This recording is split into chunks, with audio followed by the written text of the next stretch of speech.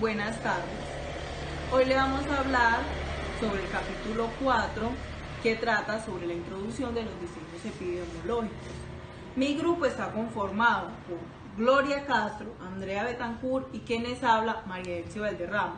La introducción de los diseños epidemiológicos es un método que está sustentado en los diferentes diseños y estudios que dan lugar a la evidencia científica de información para su uso en la salud pública.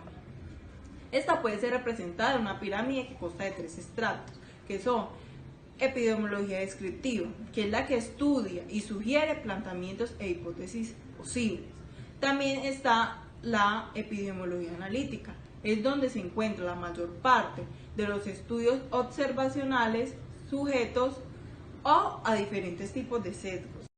Y también tenemos epidemiología experimental, que es la que se trata en su desarrollo usando en la manipulación artificial de estudios por el investigador y el factor aleatorio en los grupos de control.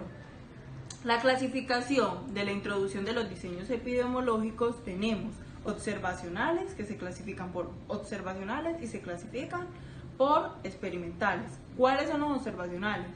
Son los que solo dan la posibilidad de documentar según el diseño, el pasado, el futuro de la enfermedad y la exposición. Entre estos se derivan algunos que son estudios de casos y series de casos. ¿Cuáles son esos? Los que se limitan a la simple identificación y descripción de un conjunto de casos clínicos que han aparecido en un intervalo de tiempo. También tenemos estudios ecológicos. ¿Cuáles son esos? Son aquellos en los cuales la unidad de análisis corresponde a las poblaciones o comunidades geográficamente bien delimitadas. Bueno, también podemos encontrar estudios transversales. Estos son los estudios diseñados para medir la prevalencia de una exposición o resultado en una población definida un punto específico de tiempo.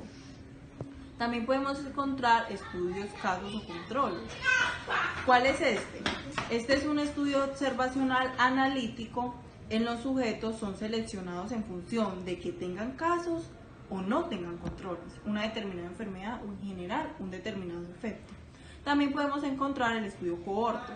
¿Cuál es este? Este es un estudio en el que se hace la comparación a la frecuencia de enfermedad entre dos poblaciones, una de las cuales está expuesta a un determinado factor de exposición al cual la otra no está expuesta.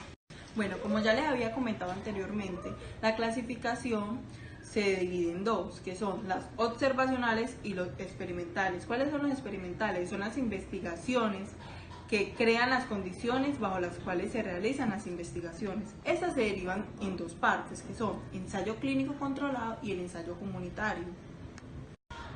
Bueno, espero que les haya quedado claro lo que les acabé de explicar sobre la introducción y la clasificación de los observacionales y de los experimentales. A continuación, mi compañera Andrea le va a hablar sobre los otros ejes de clasificación de estudios epidemiológicos.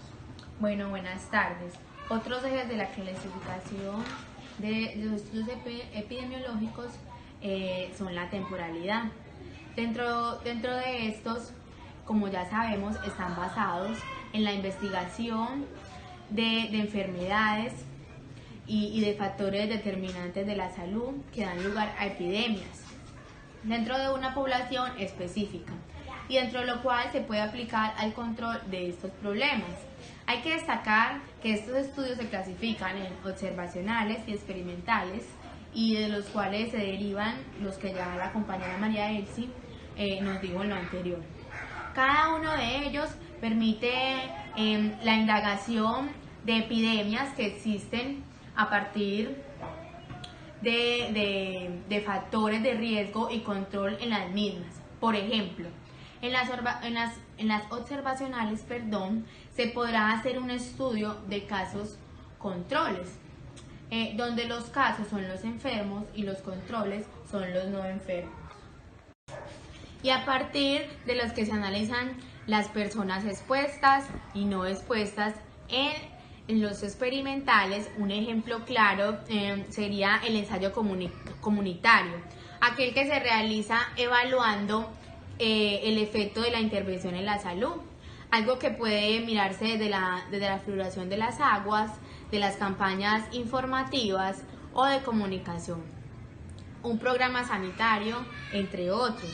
Lo importante en estos estudios, es tratar de identificar a individuos con diferentes enfermedades, diagnosticadas y conseguir información sobre la historia de la exposición de la persona y sobre factores de riesgo de la epidemia pues, que está causando.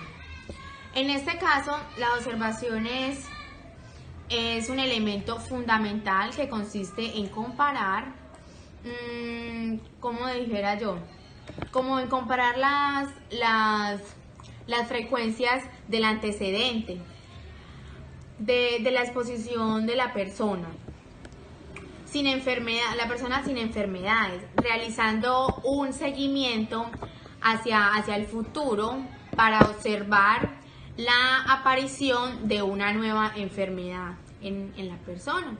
A esto le daríamos por nombre ambispectivo o histórico prospecto. Recordemos que el estudio retrospectivo hace referencia al pasado y que obtiene resultados donde aplican los estudios de casos controles.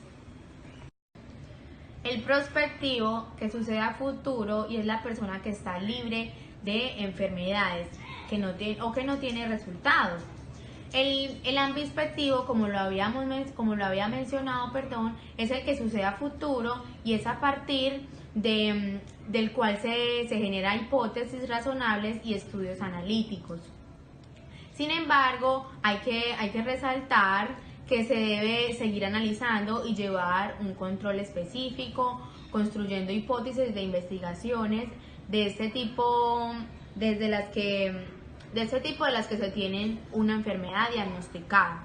Otro eje de clasificación es la direccionalidad.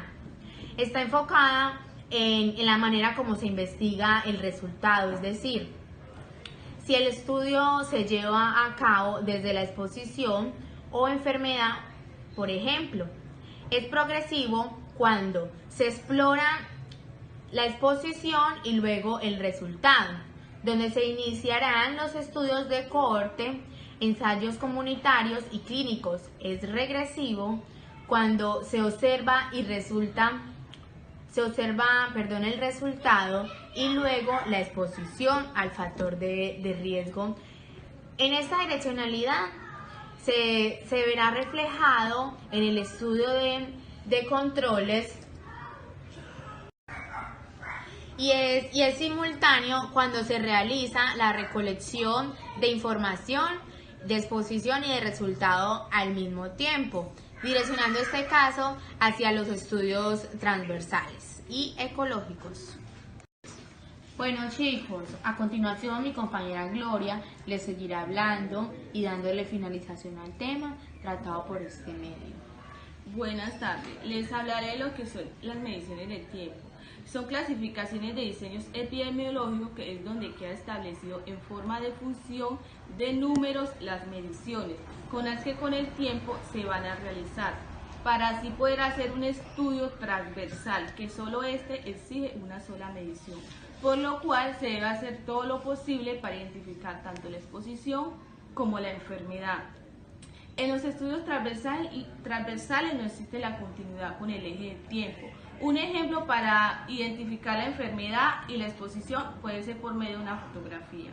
Los tipos de fuentes de datos.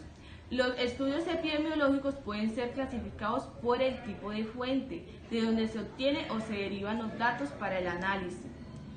Según el nivel de información que proporciona la fuente, se pueden clasificar en primarias y secundarias.